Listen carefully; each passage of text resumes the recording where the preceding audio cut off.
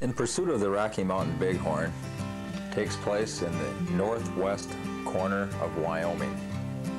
We're down at the base of the Shoshone River.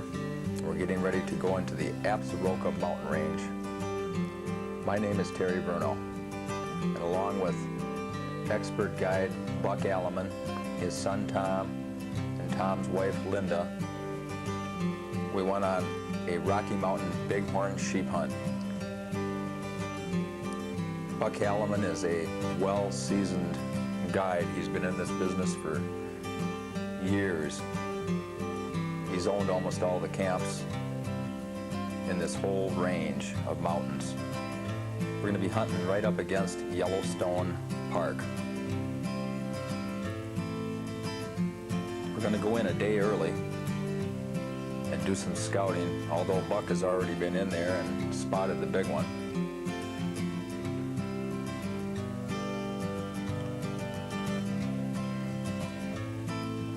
It was quite an experience for me. I'd never done anything like this before, although I'd been west many times, mostly for mule deer and antelope hunting. To be able to go and videotape this Rocky Mountain Bighorn sheep hunt. Quite a handsome mule train there that Buck's got. It's quite a bit to getting ready to going in. All the equipment, all the different things that I learned. We started out early in the morning and crossed the Shoshone River several times. It's just beautiful country. This is the Teton Wilderness. We rode 22 miles by horse to get to the campsite on top of a mountain. Our camp was perched 12,000 feet. We were above the timberline. Here we were about halfway in. Buck and Linda were riding into camp here. This is a base camp for elk hunters. It's quite a camp and quite a luxury compared to what we were going to be doing. We were going to be pitching tents far above the timber line, and there wasn't even any firewood up where we were going.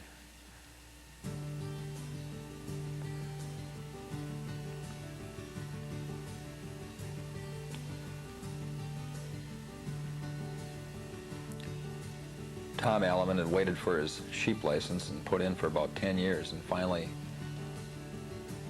he got the license. We were all very excited to go on this trip. Even the dog went along.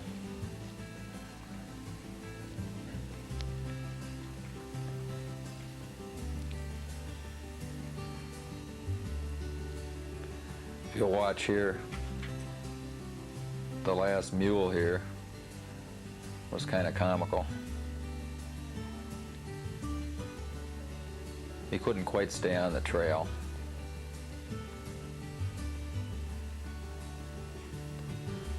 And down came the tree.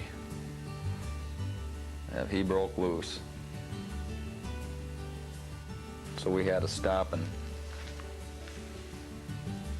repack and tie our mule back on again. Tom thought it was the funniest thing. I don't think Buck appreciated it too much.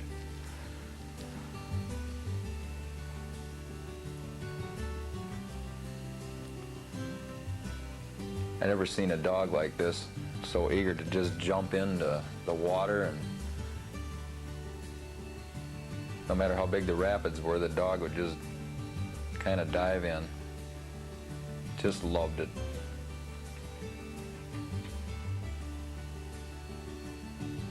It's a real mutt, but quite a dog.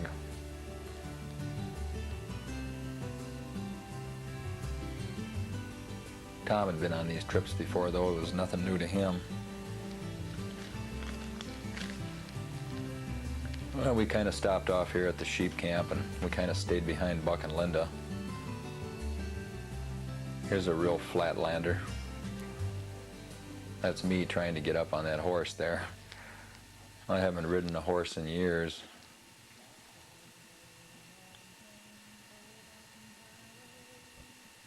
I said, so this is halfway, huh, Tom?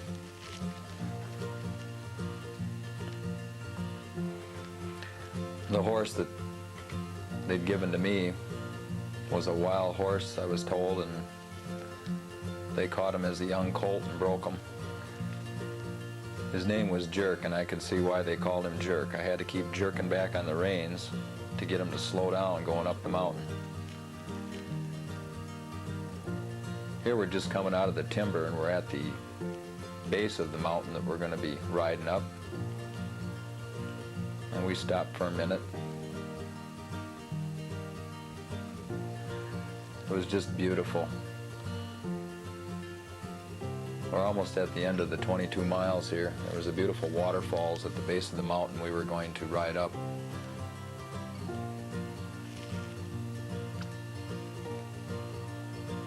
That's steeper than it looks. When we started riding up that, I couldn't believe just how steep it was.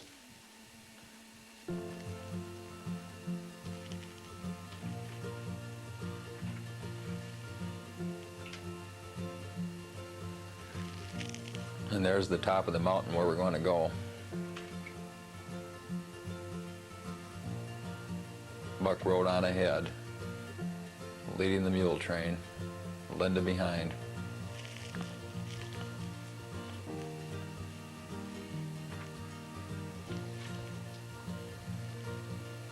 It was beautiful weather when we started out. Here, me and Tom had stopped here at the base of the mountain, and we'd seen our first sheep tracks. Tom explained to me that it had to be a pretty good sized bighorn from the size of the track.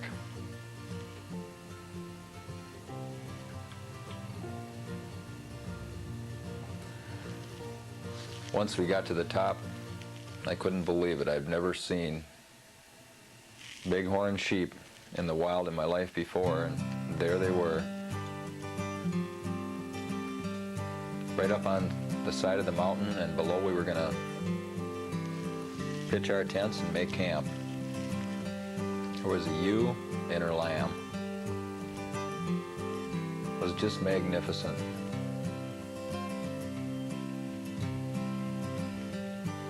They didn't seem to be very afraid of me.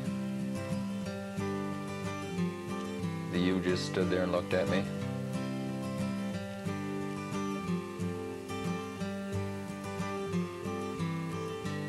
All of a sudden, when we got to the top, it was very windy and the weather had changed. It was quite a ride up. She wanted to get a better look at me. I just stood there with my camera while they made camp below.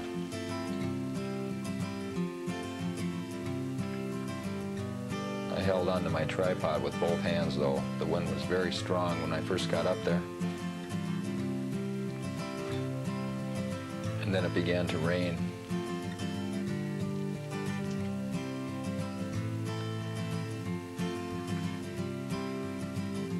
I don't think these sheep have seen too many humans before.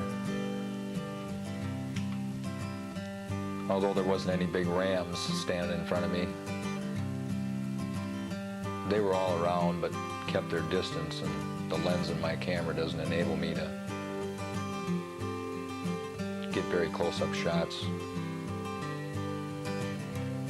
That lamb sure was cute, though. Just kept looking down at me, and its mother kept looking at me.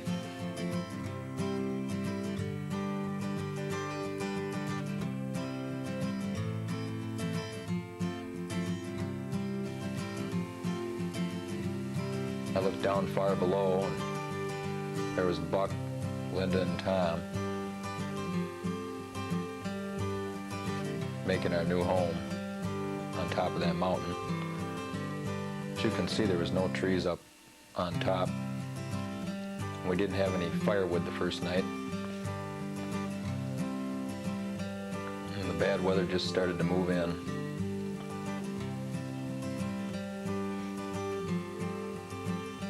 I just stood up there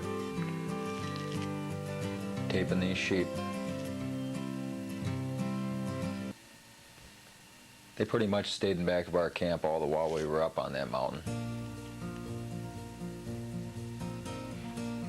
Well, the next morning was beautiful. I didn't sleep too well that night. I wasn't used to the high altitudes and had kind of a hard time breathing, but I got used to it. And it was a new day the next morning, and it was just beautiful.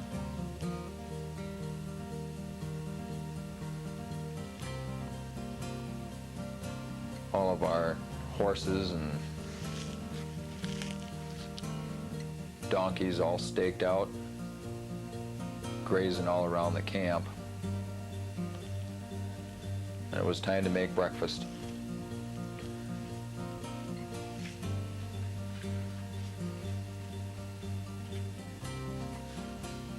We'd hauled some firewood up from below and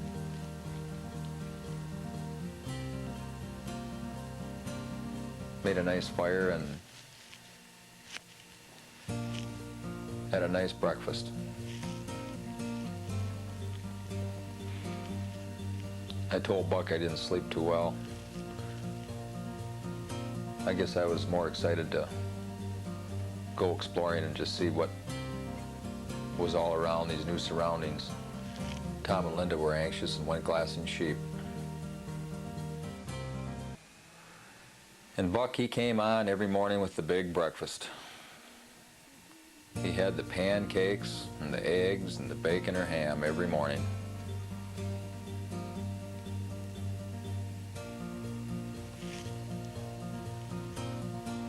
We had 3 tents. One was a cook tent and 2 smaller tents for sleeping in, but they were quite adequate and comfortable. And Buck went at the camp chores, sawing the firewood, getting ready for supper that night. Linda and Tom just kind of walked the horses around. A little later that day, I couldn't figure out what Tom was pointing at, and we figured we'd never see anybody up here. Here came 2 brothers into camp. Mike was from Wausau, Wisconsin, and come to go on a sheep hunt with his brother Ralph. Ralph had got his first Bighorn Sheep permit, and they were all excited. Buck welcomed the 2 brothers into camp and told them they could make camp right with us. So there was plenty of bighorns around, and we'd spotted some earlier that day, and they were all legal rams, and invited them to share our camp and our food and stay with us, and so they did. Well, it didn't take the brothers long to agree on staying with us, and they pitched their tent, and Buck had taken them out and shown them 3 legal rams that evening. Well, they were all excited and couldn't wait for the next day.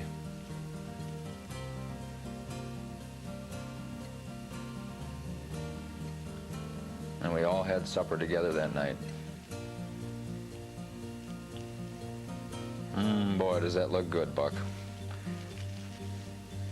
We didn't just have weenies and beans. We had steaks, and hamburgers, and tried all of Buck's good old-fashioned recipes. The dog had gotten our T-bone steaks. We kept our food in the glacier, and we tied him up to a set of elk horns that we found up there, and she wasn't too happy. Bad weather had closed in that night. We all went to bed with visions of sheep hunting and what the next day might bring. The next morning, the opening day of sheep hunting, we looked below our camp from where we'd rode up, and it was solid clouds. It was just beautiful. I couldn't believe it. I'd flown above them in an airplane, but I've never actually almost where I could walk on the clouds. We climbed the mountain early that morning.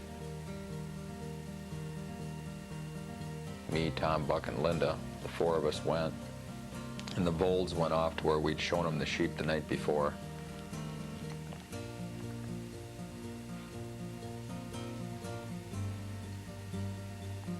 Well, they'd saw the big ram they were after. In previous weekends of scouting, they knew he was there. He was still there. But he was hard to get at. Linda glassed, and Tom and Buck took off over the mountain after the big ram.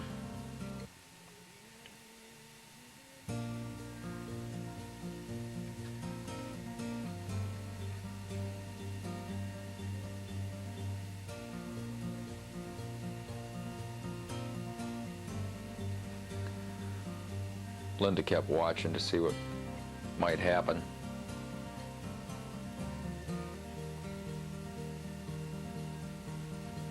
And that big ram was in such an inaccessible area that it did spook.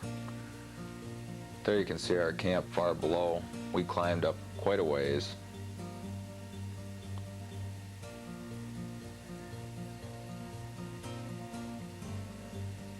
That climbing's quite a chore when you're not used to it. And the clouds below, they just kept rising up from the timberline far below.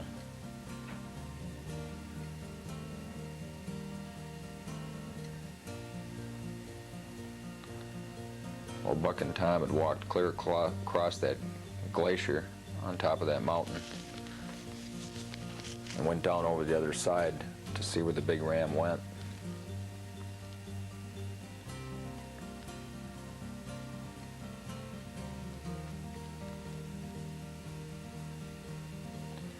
There you can see them, Tom and Buck, walking along the glacier line. But there were more rams.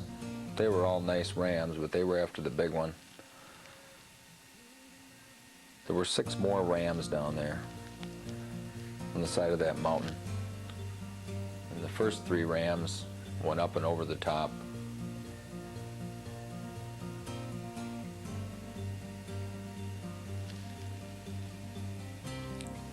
Far below lies Yellowstone Park. There's the first 3 rams. They went right past Tom and Buck, right over the top. And I said to Linda, there's 3 more rams below. And she was so busy watching Tom and Buck going after the big ram that she didn't even notice the other 3 rams below. And there you can see them kind of on the side of the mountain there, just below the green.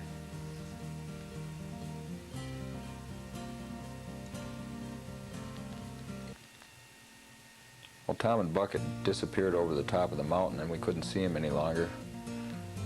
So me and Linda just watched these last 3 rams to see what they would do.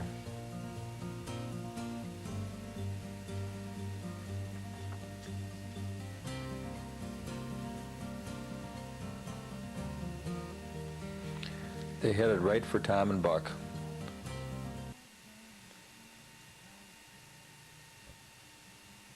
Tom and Buck had kind of come up to the top there where we could see them. And those 3 rams walked within 50 feet of them. The bad weather started closing in from below our camp, and the clouds from above started moving in closer. We were kind of in between them.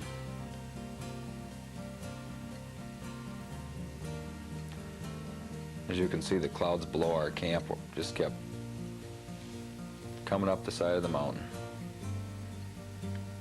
Well, Linda went after Tom and Buck, and she kind of got caught right up in the fog.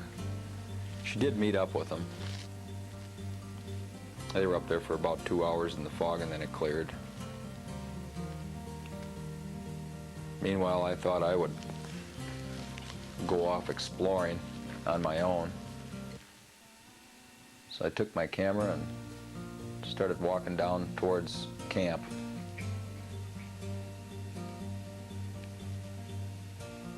The clouds had completely lifted and disappeared below the camp by now. You can see the timberline below there. Came across some very old elk horns. They're kind of interesting.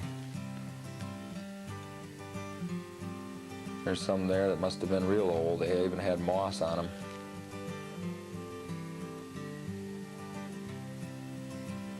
Old winter sheds.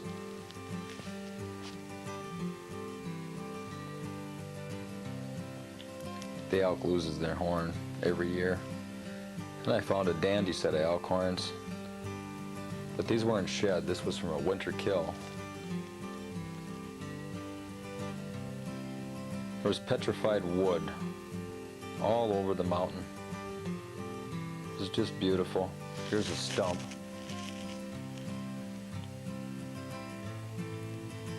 Well, the bad weather started moving in. I'd heard 3 shots. I knew it must be the Vold brothers.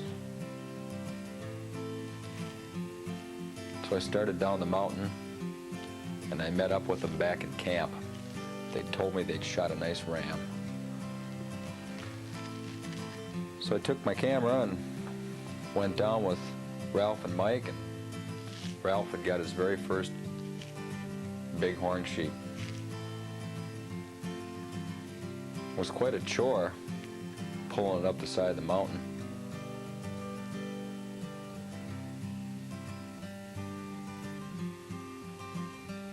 And even though they weren't very far away, and they'd gotten some snow down there, and it was right down where Buck had shown them the night before, where he'd showed them the rams the night before. Finally, they dragged the ram up to a level spot, and the work began.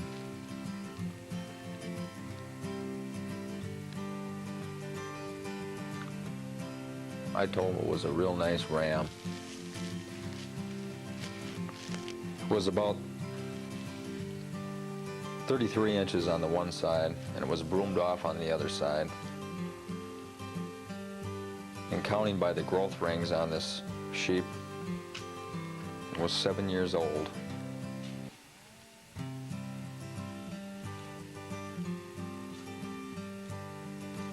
I told him I'd sure be proud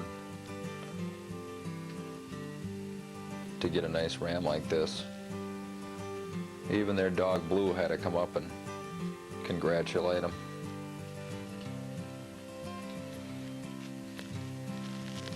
Bighorn sheep, as it grows its horns out, they broom them off. And brooming means that they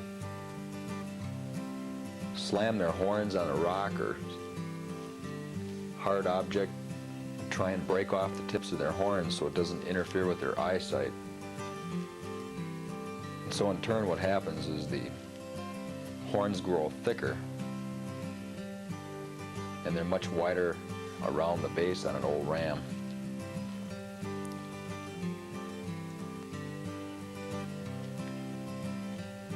Well, there they were on opening day, their first sheep hunt. And Ralph had gotten a nice ram. And they sure were happy. They thought they'd be in there for quite a few days.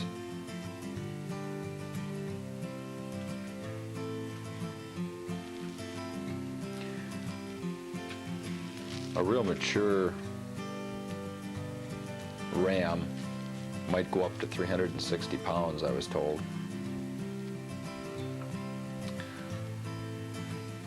There Mike had a sawed-off shotgun. There were grizzlies in the country, even though I didn't see any.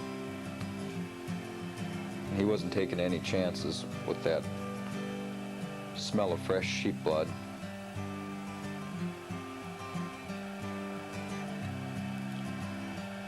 The clouds kind of hung over and it began to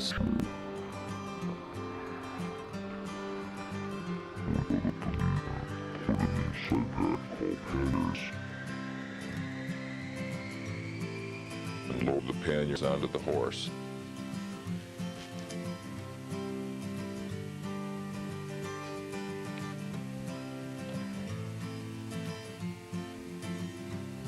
Everything has to be evenly balanced in these panniers so the animal can adequately travel.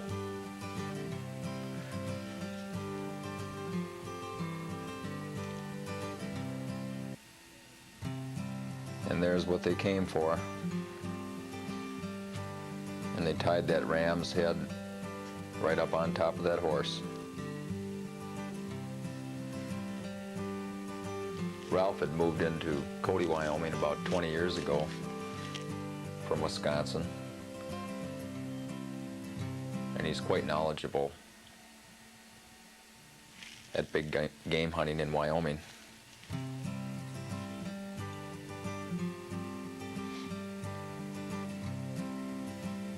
Well, they sure were two happy brothers. And I was glad they let me be a part of going down there with them to get that ram.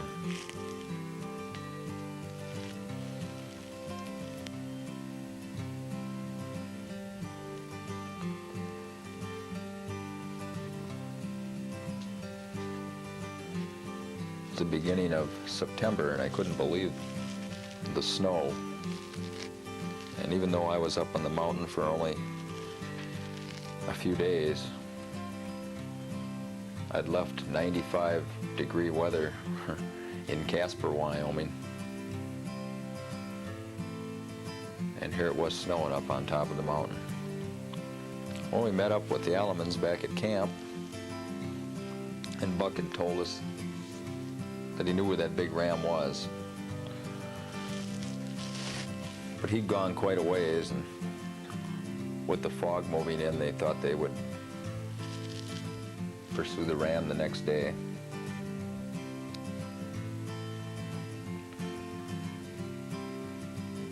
Nothing like a good hot cup of coffee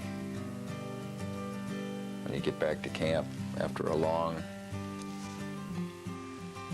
day up on the mountain. Put the meat out on rocks, cool. Because it is grizzly country, we wanted to put the meat away from the tents.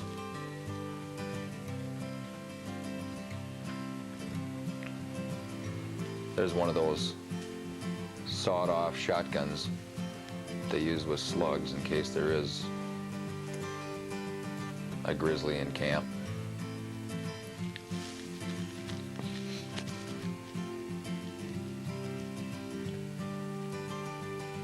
The weather did turn pretty cold that night. Got down below freezing, and it did snow again. Yeah, that's a nice ram. Maybe someday you'll get one.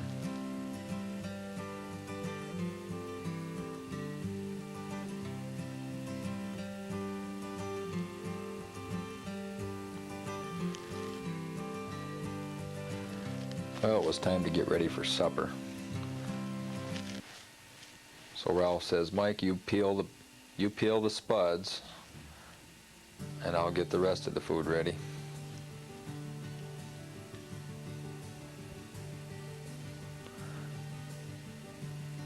And there's our camp cook, Buck.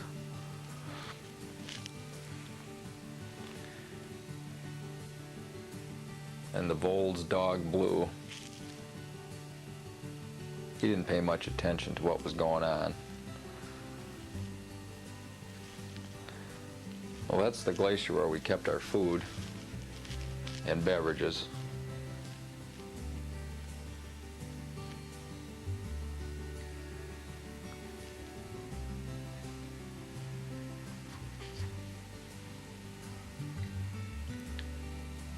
I guess Buck decided it was time for a good cold beer.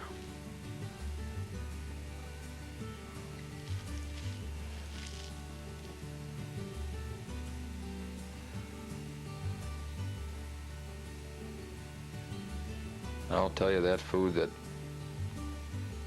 bucket made was delicious. Linda thought she'd go over and admire the ram for a while. So that's what they look like, she said.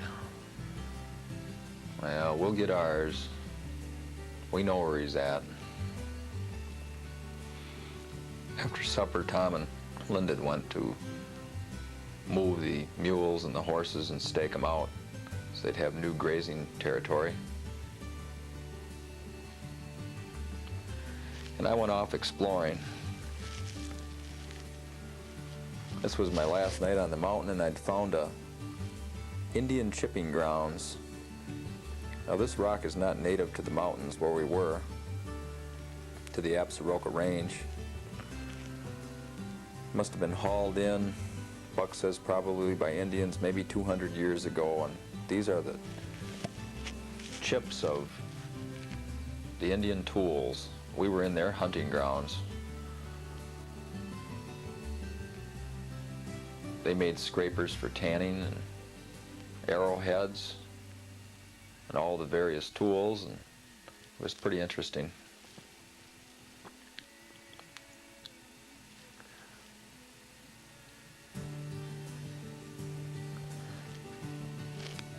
Good night, Tom and Linda. They went to bed early that night, and seeing as it was my last night, I just wanted to mosey around with my camera for a while. And right up in back of our camp, there was a couple of sheep. They were too far away from my camera lens to tell whether they were ewes or lambs or just exactly if they were what they were. And this had been the area that we rode up to get to our camp. It was pretty steep, and Buck said most people would walk a horse, but we rode right up the side of that mountain.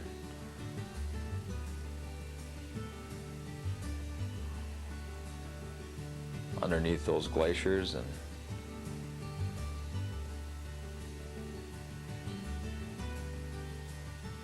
over the top of the waterfalls, and made our camp almost up on top. Well, the next day I'd left the mountain, and we were halfway back down to the elk camp, the base camp. I'd come out with the Vole brothers. It was a beautiful day, and I said, why don't we stop and have lunch?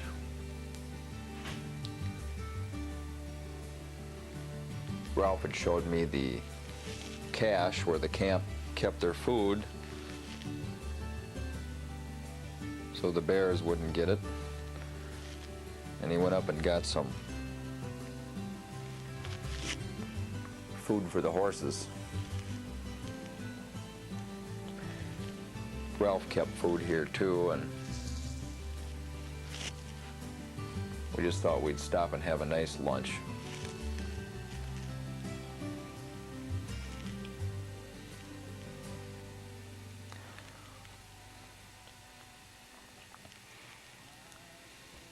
Even though I wanted to stay up on that mountain, time didn't permit me to.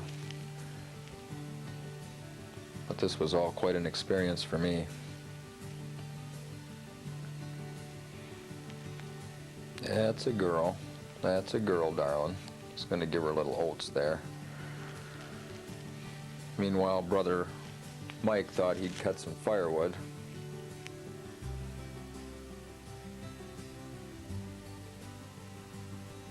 That's right, Ter. Help him out a little bit. That's the least you can do for the nice lunch that you're gonna have. I couldn't believe what they had in these tents. All this food. They said they'd even bake me a pie if I wanted them to.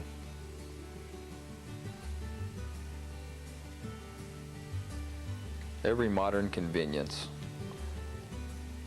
Even an oven. A little bit different than what we'd had out there in our spike camp.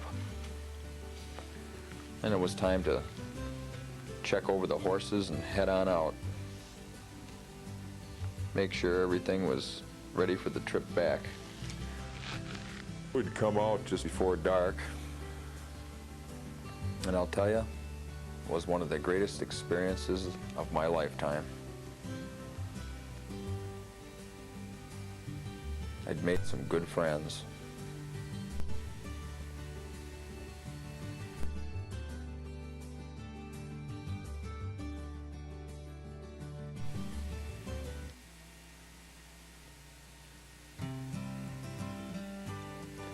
In Buck Alaman, I couldn't say enough about this mountain man. I'd learned a lot from him, not just about hunting, but about life. And I hope I have the privilege of going back and hunting again with this great man. He's known all over the West, almost a legend. 250 miles from his home in Casper, Wyoming, to Cody, Wyoming, to go on this trip. And everywhere I went when I got back to Cody, they'd known Buck Alaman, the mountain man.